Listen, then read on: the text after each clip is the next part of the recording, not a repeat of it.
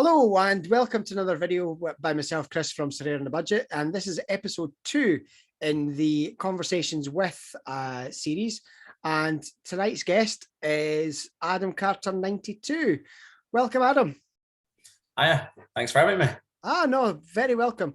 In case anybody hasn't seen Adam on Twitter, Adam is a FIFA streamer, Twitch, I think it is. I was keen to have somebody from the FIFA world on, and ideally someone who hasn't, encouraged child gambling, which I think I've not been caught yet. I've not caught yet. Well, do you know what? Right. Well played. So I'm going to follow a kind of similar format, just kind of getting to know people from the Sorare community. I think we've interacted a fair bit in terms of helping build and establish teams and things like that. And I gave you some erroneous advice at the weekend. So yeah, just a little bit about yourself. How did you find Sorare? What attracted you to it and things like that? Yeah. So like you said, obviously about me being like streaming on Twitch and things, it was a guy that I watch on Twitch who I saw on Sorare originally. Okay. A fella called Chew Boy, and he used to work for EA. Yep. And then he's got into streaming himself. And I think like this might be where some of my maybe naivety comes in with Sorare, because he was obviously a newcomer himself. Mm-hmm. And just like, because he had a decent platform, he managed to get like the link out there and stuff. So that was the one I clicked on originally. And I remember, I think I looked at his team not too long ago, and like it's literally the same. Like I don't even know if he still plays, to be honest. Yeah. And that'll have been December last year, I think. But then I didn't really get into it until I found like your Twitter, like someone who like knew what they was doing and like helped me get into it a bit more. That was definitely, so like last 3 or 4 months, yeah, especially last 2 months is when I've definitely got into it. Yeah. No, it's been awesome. I mean, that's the thing. That was the whole point when I set up the profile. When I started last year, I think I said it on some of the videos before, where people were posting up videos and were saying, oh, here's a budget player. And I would look at it and it was 300 quid. And 300 quid was my entire budget. Yeah. And I was like, there's nobody was really looking at, somebody who was wanting to spend 30 or 40 quid on an actual budget. Yeah, like something that was real, and I try never to lose sight of that. And I think that's why, I do, try to help people that are just starting into it. I think the whole idea with the limiteds was going to be that was going to be how people would find their way in, but all that's really done is kind of push up the prices of the rares because more people and that's with obviously the link and getting the free limited player. Yeah, that was how I got into it originally. I was like, oh cool, like didn't really even know how it worked, so I was just like, I'll just buy the first 5 players off the auction house. Yep. And I think I've still got 3 of them now because they don't have clubs anymore. Okay. So like that's exactly where I was at. And then I think the free card I got was a chap called Renato Zambrano, who hasn't had a club for a year and a half. So that was a massive waste of time. Yeah, when I started, it was the rare cards. They changed that back in August, and it was a rare card that you got free. And my first one I got was a little known goalkeeper called Fabian de Kaiser, who then became an under 21 goalkeeper, and I sold him for about, 60 quid. And I think he was selling for about an ETH almost when he became the number one. But that's rough. When you look at it is, but I always try to look at it, the fact that 60 quid then went to me buying other players, and that then led to me building up the gallery. So I mean, if I'd held that for a year, I would only had $1,000, and then I've been able to build the gallery. So I always try to compute things in my brain like that. Perspective. Yeah, sometimes you have to. So as a newcomer, what have you found is kind of like the things that you think are going well with Sorare, or any kind of pitfalls that you think? I think probably the biggest thing I found is like the interest that it's built in football. Yep. Because I've played football since I was like 7, 8 years old. I've always been like season ticket holder at Burnley. Yep. Always watched football, played football. But like last few years, I found that maybe I don't watch it as much. Mm-hmm. Now, since I've been looking at Sorare, I've never been so invested in the Austrian league, the Japanese league, like making sure that like checking the starting lineups for the Korean first division. Like it's like peaked my interest in football again. Yeah. I think that's like a massive thing for me. Yeah. I totally agree. I mean, like the fact that I was doing streams at the start of the season, obviously the last couple of weeks I've not been able to because of work and things, but the doing a live stream from Spain of the J League's first week was just what's that even about? Do you know what I mean? It was just something that popped into my head sitting on the beach, and I thought, hey, that's a good idea. And it's just as well I did, because I got up and the starting lineups were there, and I was able to pick up, a starting striker because of it stuff. But yeah, no, it's definitely. I mean, the Austrian league, as you know, obviously my gallery was full of Austrian players and things, and it's just that's why I'm kind of looking at it. I'm like, I hope the Scottish leagues come in, but then by the same token, I'm like, if they do, is that going to like take away from my interest of these other leagues that I'm kind of keen on? So it's interesting. It's just it definitely has piqued the interest at this side as well. It's when you get up at 5 a.m. and you're sitting in the garden with a cup of tea or a coffee or whatever to stay out the missus's way because she's trying to sleep, and she comes down and like, what are you actually doing? Like, don't ask. I'd be as well telling her I was just sat watching porn. Do you know what I mean? It's less embarrassing. That I'm watching J League football. What? Just leave me alone. But yeah, no. In terms of, has there been anything you think that as a newcomer's maybe been a barrier to entry? I mean, obviously, the starting prices, for example, could obviously be a barrier to entry for some. But is there anything you found been tricky? I think it was difficult to sort of get my head around the fact that it wasn't just the most popular players who were high priced. Yeah. Because when I came in, I was like, oh, okay, Messi, Haaland, Mbappe, obviously they're all going to be out of reach. So I remember the first sort of team I looked at, I was trying to think of like, who's a good team that they're not that good. Yeah. I think I looked at like, it was either Celta Vigo or Osasuna. And immediately I was seeing players for like 500, 600 quid. Yeah. And I was like, what have I signed up to here? Like, what is going on? And I was like, and I was seeing like random goalkeepers for like $2,000. And I was like, I don't even know who you are. Yep. And I think that the research side of things is like a massive part of it for sure. Yeah. Which I think that like, that's where someone like yourself comes in, because obviously like from first-hand sort of perspective, that has helped me actually get into it a lot. So like I hit the ETH threshold for the first time a couple of weeks ago. Yep. And it's kind of like now I'm trying to do like my own bits of research, but without that, like I was lost. I think that's it. I think the onboarding as such, it is fend for yourself. I mean, I suppose it's like that on most platforms, but it's I think that, as I say, that was my goal, and it's great to hear that actually has helped, because that was honestly my goal from day one, was to try and make sure that people were able to, I couldn't find the information, so where's anybody else finding the information? And I was like, well, I'm doing the research myself, and I'm doing it for me. So why don't I just, start sharing the information? And, I haven't done a Patreon. I've never charged for it or anything like that. It's always just been put up for free. But I've enjoyed it. And I think, I kind of shared the story with you earlier on, of things that have actually changed me personally through the game, and it was a bad thing that became a really good thing. So there are things like that, and it's something that I spend more time on this than I do on anything else. That's why my console is kind of sitting there, not entirely gathering dust, but I'll pick up and I'll play for a couple of times a week. Or my Football Manager, I've got Football Manager 22, and I don't even think I've completed half a season on any game that I've started. Although that said, I'd have started games with like SV Ried and and some random teams that I wouldn't obviously the Austrian addiction. I know some of these Austrian lads. I could get fired right in about this now. But I think you're right. I think once people understand like Sorare data is the most invaluable resource as a Sorare user, you can go on, find so much in there. It was Russell, Scotland Sorare, that introduced me to the game and introduced me to Sorare data. And I remember looking at it when I first started and being like, is this safe? Am I safe to press OK and authorize? And then I didn't. I just put my email in and stuff for a while. I was like, no, I'm not. I don't really trust it. And you find it's like, invaluable. So yeah, no, totally. I think that's pretty awesome. And obviously, as you say, you hit your first threshold, and you've only been in the game for a short period. So hopefully more to come over the next. Genuinely, like I hit it that weekend, and that was probably the first weekend that I've put a team together and thought, oh, I might actually hit something this weekend. Yeah. And then like I hit it. I think it was I was looking a bit ropey. and then Salva Sevilla came off the bench and scored a penalty.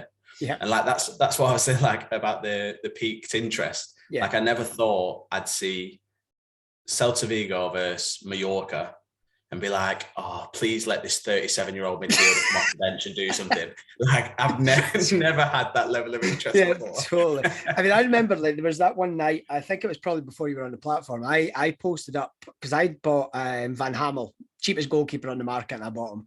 And I remember posting up saying, yep, he's going to get a clean sheet, he's going to save a penalty, and he's going to get an assist, guaranteed. I can feel it, that's what's going to happen. So it was 1-0 until like the last couple of minutes. And he'd saved a shot or take a cross or whatever he did, and he launched it forward.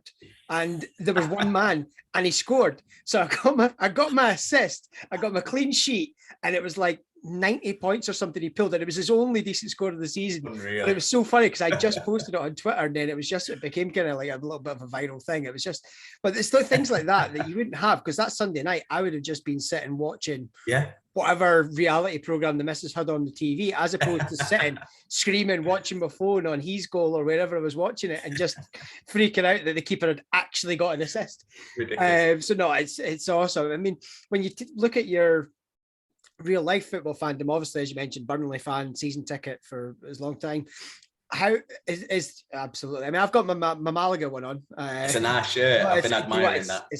I had to have a costume change. I'm recording this on Tuesday for MD. It's going to go up on Wednesday, but I recorded the Asia one, and I had like my Red Bull one on, and I was like, I better change it because it'll look like I'm naughty and just wearing the same clothes. So I better so a quick costume change before I came on. But so. How did you become a Burnley fan? My story of being a Dundee fan. I went to a Dundee derby, and I was in the United end, but I liked the blue team, and that was it. 7 years old, hooked on losing constantly, and administrations and everything. Whilst United are winning cups and going to European finals and stuff. So yeah, how did you become a Burnley fan? Was it family? So I mean, I'm from Burnley. Yeah. So like born and bred. So I mean, like it's very much a club that, if you're from Burnley, you support Burnley. Okay. I think just as I was getting like sort of secondary school kind of level, I never really got why I was a Burnley fan. So then like, as I went from sort of primary school to secondary school, my mate would be an Arsenal fan. So I was like, I'm an Arsenal fan then. Okay. And then Everton would do something. I remember when Wayne Rooney scored that goal against Arsenal, and I was like, perfect, I'm an Everton fan now. Yeah. And then I remember one day, I didn't really understand the concept of a rivalry because I was like 10 years old. Yeah. And I remember coming home to my dad one day, and I was like, oh, Dad, I'm a Blackburn Rovers fan now. And I have never seen a more disgusted look on a man's face. Yeah. And if you ever, like, he was like, you're not bringing a Blackburn shirt in my house. And I was like, oh, but what if I want one? He was like, no, we're Burnley fans. That's that. Yeah. And I was like, yeah, okay. Fair play. And then, I mean, that was it. Getting beat 7-2 at home to an already relegated Sheffield Wednesday. Getting beat 5-4 against Grimsby. God. I mean, like, yeah. And you know what the thing is? It's so easy as a kid to do that, to be like, well, I like, if I was in Scotland, you could have went, well, I like Celtic, I like Rangers because they win all the time. Exactly that. But I mean, my mum was actually a Dundee United fan at school, and she would go to the games with her friends and whatever. And I had a United teddy bear, I had a United hat thing and whatever. But my dad took me to the game. My dad had no interest in football. He still has no interest in football, but he took me to the game, and I was sitting on the front. I was actually sitting on the wall with my feet on the track. And I just liked the blue team. And that was it. I've no explanation for it. I just liked the blue team. 2-2 draw in the Scottish Cup quarter-final. So I adopt them as my team. We go to the replay, second replay, actually. I went to the second replay, and we got battered 3-0. And I mean, I should have known then as a 6-year-old or 7. I would be still 6. I should have known. That's it. I totally fucked it. I remember. So for me, like when I used to go with my dad, I think as I've got older, it's become more evident he was, we'll say he was a fan in a different time. Okay. So he was going to football for a lot different things than I do. Okay, I understand. So for me, it was like we'd get there, and I remember there was a time like we were 3-0 down to Wolves at half time. Yeah. And he was like, right, come on, we're going. And I was like, why? I was like, there's still 45 minutes. There's so much football left. Like, I want to. He was like, no, come on, we're going. And it was like, it was always leave 15 minutes early to beat the traffic. Yeah. And like, I'm just desperate to stay. So like, for me, it was like, that was when I started really playing football as well. Yeah. And I was like, this is what it's supposed to be. And like now, I live in Derby. So it's like a 2-hour trip up for me to go to Burnley. Still got my season ticket and I go up on my own. So now I will admit, I do leave a couple of minutes early to beat the traffic. Yeah. I get where he was coming from. You know, my young lad, he's a season ticket holder at Dundee. I don't have a season ticket because of work. You know, I work on Saturdays and I can get to a lot of games, but there's a lot of money to, you know, waste if I'm not going to go. But he's like, I messaged him when we were getting beat by Rangers. He went and bought his ticket for the cup game last week and we were losing 3-0. And I says to him, I was like, are you on your way home yet? And he was like, no, I'm staying to the end. And he does. He stays to the end all the time. And if I want to leave, I mean, when we lost 5-0 to Ross County, or actually when we lost 4-0 to Livingston a few weeks ago, I was ready to go. And I was like, do you know what? He's not going to want to leave. So I'm just going to stay. I mean, he's 16. He's unfortunate. His first 2 games he went to, we won the championship and got promoted as champions into the Premier League. And his second game was a friendly against Man City that we won 2-0. And I was like, it's all downhill from here, son. Yeah, it sounds fantastic. It sounds fantastic. I was like, Dundee aren't that good. But yeah, no, it was awesome. But I mean, obviously, leading on from football into FIFA, I mean, if you can't play football, you play it on your console. You know, like my knees are shot. Very much where I'm at. Exactly the same. It's a classic story. I could have been pro, but I hurt my knee, you know. My mind's legitimately, that's my story. I tore my right knee when I was 15.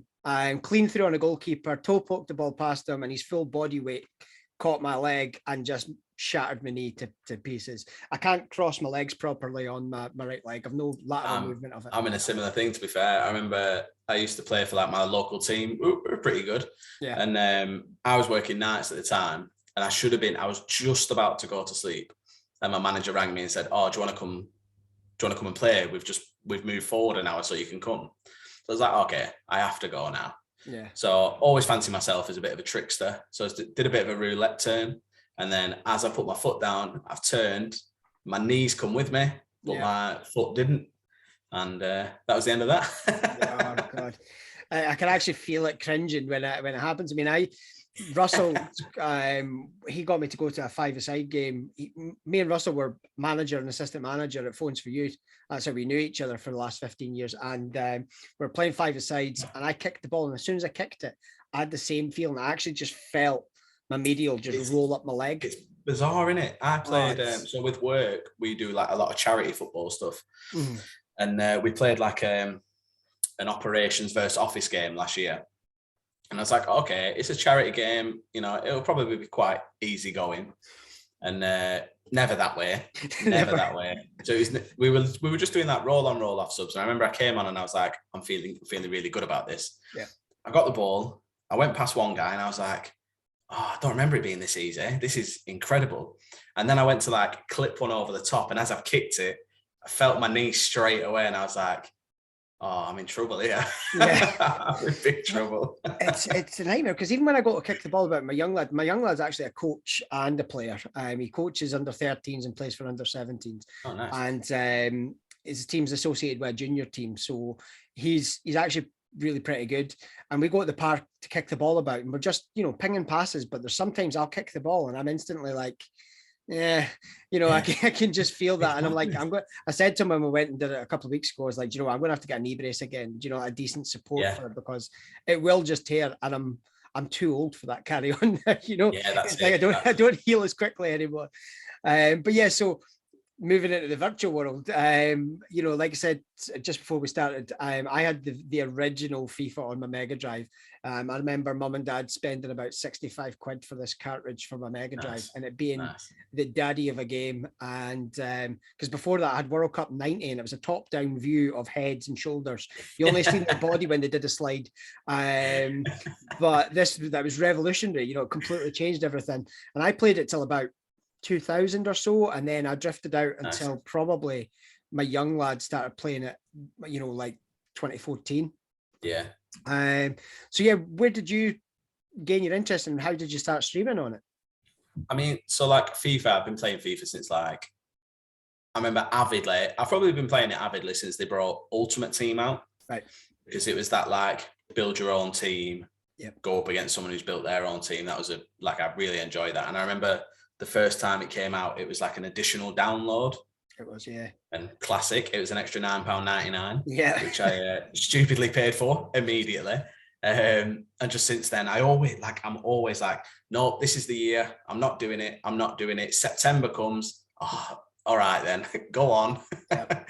One person will mention it and I'll be like, yep, okay, I'm in. You've got me. Totally. I mean, I was the same with last year's. I said last year's game was so bad that I was not buying it. And then my young lad's like, oh, well, I'll save up and get it. And I'm like, I'll just get it. I'll just get it because we do the account share and, we've got it set up so home consoles and stuff. And I ended up buying it. And I actually thought until one of the recent patches, I thought this was one of the best ones I'd had in a long time. But the patches, I think, have started to kill it again. I agree. So with the streaming side of things, it's something that I've said, like, because I watch quite a lot of Twitch. Yeah. Watch a lot of different people on Twitch, and it's always something that for like maybe the last 4 or 5 years I've been like, oh, okay, this is a year I'm definitely going to try it. I'm going to look into what I need and I'm going to give it a go. Yeah. And just never always put it off for whatever reason. And then this year I said it again, and my missus was just like, all right then, do it then. Like, what do you need? What do you need? Let's get it. What do you need to do? Yeah. And I did it. So started, my first one was 10th of January. And yeah, it's gone pretty well since. Yeah, because you're an affiliate now, aren't you? Yeah. So I'm a Twitch affiliate, which means I can earn money from it. Exactly. As little as it might be at the minute, it's a little bit extra. It's just nice, like, because there's people on there like that have like it. What it was really good for was realizing how many supportive people I've got like in my life from loads of different aspects. Like, I've had people at work that are in like every stream and followed me and subscribed to me. Like my partner, she's in literally every stream and she couldn't really care less about football, which explains why, because her dad's like an Aston Villa fan. So, bless him. Like my mum couldn't care less about football. She didn't know what Twitch was. She's got an account. She made the dog an account in case he ever needed to follow me. And it's just like seeing that was really nice to see. And it's just like I've got like a little community now. So I've got like 115 followers. And it's there's like people that I have no idea. Like there's a chap from Ireland and he's in like every single stream. Yeah. So it's nice, man. Having a good time. Well, hopefully, I mean, obviously, I've got the Twitch link on the screen, and I'll put it in the description below. And obviously, on the back of the Twitch streams, you're going to be doing a charity marathon gaming stream. Easter weekend, was it? Yeah, Easter weekend. So 12 p.m. on the 15th to 12 p.m. on the 17th. 48 hours. No sleep. Nope. Superb. Once you break through the barrier, you're fine. It's just that's it. I might take a sneaky like 10-minute nap in the shower, but other than that, well, surely the missus could substitute in and play some FIFA for you. They love her. People in the chat absolutely love her when she pops up. So yeah, I'm sure she can fill in for 10 minutes. I know, that's awesome. I mean, like in terms of the support, I mean, it's amazing what you actually find. When you start something like that. I mean, big time. My missus, I mean, we're a year into having the account. We deposited in 9 days' time. Will be a full year since we deposited onto the Sorare, and she still has no idea what I'm talking about when I talk about it. But I get the nod, and when she gets the money rolling into the bank account, happy with that. She's like, I don't even understand where this money's coming from, and I'm like, but it's coming. Don't worry about it. Do you want to see these notepads that I've got? It's like but it is. It's support and things like that. Can you just check who's going to start for concert on Saturday? Well, yeah, and that's, do you know what? It's one of these. It's so bizarre. I mean, honestly, this notepad I've got here, I only just got this one a few days ago, and I'm about, I don't know, what's this, about 20 pages in, but I'm just writing down notes and suggestions and things like that, and I just keep it in my back at work. The great thing when I saw the ones for your Asia threshold that's coming up, I was like, yeah, it's a level that I need to get to. It's sad. It's sad. But at the end of the day, I've always said, the more effort that you put into it, the more that comes back out of it. And for sure, there is an element of luck. But like you say, I mean, you've got, like Chew Boy, same squad. It's never, it's probably just sunk money for him as far as he's concerned. But I think that there is definitely scope on there for it. And I think one of the big things I like about Sorare is actually the community. I do think it's, for the most part, it's good in terms of people are quite supportive. And I wouldn't have even started trying to do anything on Twitter, or my first video was actually on Twitch. That was because I couldn't get anything else to work. And that's what I went with. And it actually, I then downloaded the video and put it onto YouTube, and it's still up, and it's horrendous. It's had like 4,000 views or something. And I'm like, there you go. Who's watching this? And when I look at the data, and I'm like, there's people from all over the world watching these. And you say with the Ireland thing and everything, it's amazing because people, I've seen it from my kid. He watches YouTube relentlessly and Twitch and things like that, and it's always FIFA. I mean, it's the Sidemen's his main thing that he watches. And him, I secretly don't mind it. I begrudgingly don't mind it. We watched one a couple of weeks ago when it was a holiday one, and he was like, "Oh yeah, one of them were going on a holiday one place, and the other half were going another place." I was like, "All right, okay." I was like, "I'll watch this for like 20 minutes," and it was 2 hours long. And I was like, all of a sudden, I'm like, it's 5 o'clock. Louise is going to be home in 5 minutes, and I've done nothing. Sat here watching. I was like, no, what happened? But no, that's it. So the streaming is something that, if I could find a way that would be worthwhile doing like live streams more often with the Sorare stuff, I'd probably look at doing it. But yeah, for sure. I think things like what you're doing with FIFA is awesome, and I think the fact that you built up a following, got to your affiliate, because I know there is quite a few tick boxes to get to the affiliate level. It's not just like they give you. So I mean, it's obviously a good following. I dropped in on Saturday basically to apologize when I looked at the scores for your right midfielder, and I was like, fuck. I couldn't believe it. I don't think since I hit that one threshold, it's gone massively downhill. That was the week after that. It was because I didn't do my own research, and one of my defenders was suspended. Yeah, that was my fault. And then the week just gone, Vecina, is it Vecina or Vecina? He was out, and now he's out for like 6 or 7 weeks. Yeah, I've seen that. So that's a rough one. The worst thing is I recommended him at my boss. Yeah, he did. My boss has him. So I had that conversation with him earlier on, and I was like, by the way, Paul, it's not looking good. It's like his price is halved, so I'm going to have to overnight. Literally, I was like, I remember. I had a look at checking. I was checking, and I was just like, oh, do you know what? I'm gonna do a bit of an update. I'm gonna start looking at like the Asian leagues ready for summer. And I looked at him. He's like 130 quid, and I was like, yeah, it's all right. It's a little bit less, but he's not played very well. And then I looked this morning. He's like 75 quid, and I was like, what has happened? I think it crept up a little bit, because I think he was the cheapest in ETH was like 0.04 earlier on, so he might have just crept up a little. But I think the Swiss have actually got quite a few games left. I think they've got quite a chunk of games left. But I mean, I'm still going to hold on to him. And hopefully he'll rebound. I mean, the good thing is he's on loan, so he will go back, and he'll, but then it could move. The summer. We'll see what happens. The joys of Sorare. Do you know? And this is the thing. There's players that you look at now and you think, right, okay, I'm going to buy them for next summer. For the European leagues. Dino Hotic was one. I looked at him. Yeah. 60 quid. 60 quid when I looked at him. 0.03 ETH, and I just didn't have 0.03 ETH spare, and I didn't get him. And that's brutal. Owned it this season, didn't he? And I was but I wouldn't have held him that long anyway. I would have held him till his price went up, and I would have sold him, because that's what I see him. I see him on Sorare data every week. It's like most used player, Dino Hotic. Most captain player, Dino Hotic. I'm just like, who the hell is this person? And that's it. And his price rocketed to I think he was the better part of an ETH. And I mean, his season could be coming to an end because the Belgian, this is the great thing as well. You find these leagues that have random rules. Like I've just had a message on YouTube. One. Yeah, there's one on YouTube that I just had just before I started the stream from the Threshold video, because one of the players had been subbed in after 19 minutes and subbed in after 22 minutes. And I was like, weird, it's the same player that's been subbed out both times, and I don't understand it. So somebody just messaged me to say, in the K-League, if they play so many under 23s, they get 2 extra substitutes. How would you possibly know that? No idea. But that makes sense. You're like, right, well, that makes sense as to why he's suddenly coming in, because he's a starter. Yeah.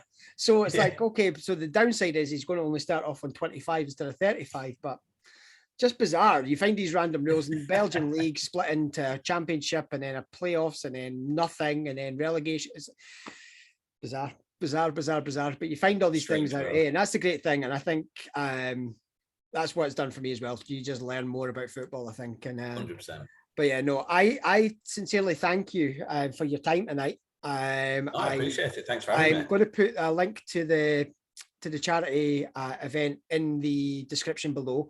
If you want to follow Adam, which I suggest you do, at AdamCarter92 on Twitter. And Twitch, to do. Completely free to do. Sorry? Completely free to do. Oh, absolutely. I mean, there's no problem with pressing the follow. And I promise you, from what I've seen, there's no encouraging of childhood gambling. So he's an honest FIFA Not streamer. A single bit. I don't think he's even promoted coin buying. No. Can you call yourself a FIFA streamer if you've not encouraged childhood gambling and coin buying? I mean, if you've not done that, I mean, you might be a good guy. Imagine that. maybe. Let's not jump the gun. And like I said, twitch.tv/ClaraAdam92.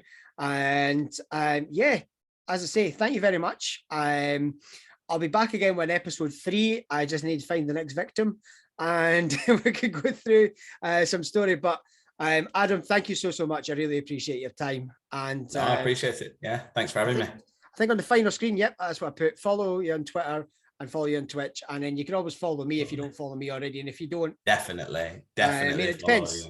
I've started to mute more and more people in the last couple of weeks, but that's neither here nor there. Healthy way to live. Oh, it is. You know what? See, when you mute someone, it's the best. Blocking them, they know you've blocked them. If you just mute them, satisfaction. They're shouting at the clouds. They're just shouting at clouds. It's like, go for it. I don't care. I'll never see it. But if I block them, then that means they've really done something. But anyhow, that's how I run Twitter. So thank you so much. Thanks to everybody that's watched and subscribed. Make sure you do subscribe to Adam's Twitch and to follow on Twitter. And yeah, thank you so much. I will speak to you all again soon. Take care and good luck in your game weeks.